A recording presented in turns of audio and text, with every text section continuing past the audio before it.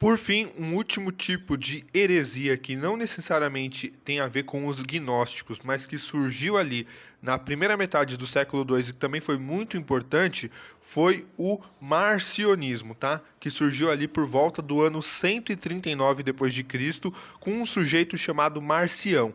E quais são as principais características do marcionismo? Primeiro, eles adotavam uma postura dualista, né? Eles faziam uma dualidade, um confronto entre o Antigo Testamento e o Novo Testamento, como se fossem coisas opostas, né?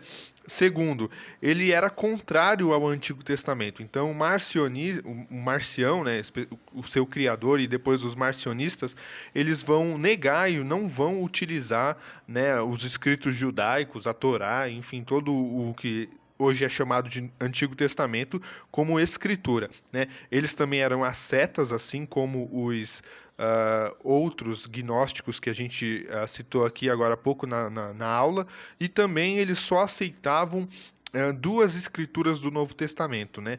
Eles só aceitavam o livro de Lucas, né, o Evangelho de Lucas e as cartas de Paulo. Todo o resto eles rejeitavam, né, não consideravam como escritura, tá? Foi um movimento muito grande, né, e foi crescendo principalmente nas igrejas ali e na região da Ásia e do Oriente, né?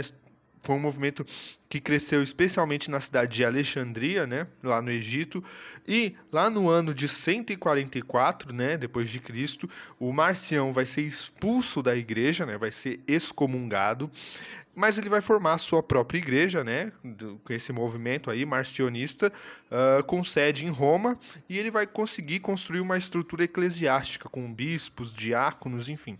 Então tudo isso para dizer que nesses primeiros séculos estavam pipocando, né, diferentes formas de cristianismo que novamente para o historiador, né, para o cientista da área de história, não existe heresia e ortodoxia, né, isso é uma visão religiosa, mas vão surgindo uma série de cristianismos diferentes, e o cristianismo que hoje é considerado o cristianismo ortodoxo, posteriormente vai se tornar o cristianismo católico, ele com seus padres e bispos, vai combater, né, todos esses tipos de chamadas heresias, e daí que vem os pais apologéticos, que a gente vai ver depois no próximo vídeo, cada um deles, né, os principais, quais foram as suas principais obras, né, Irineu de Lyon, Agostinho de Hipona, Orígenes, enfim, e muitos outros, certo?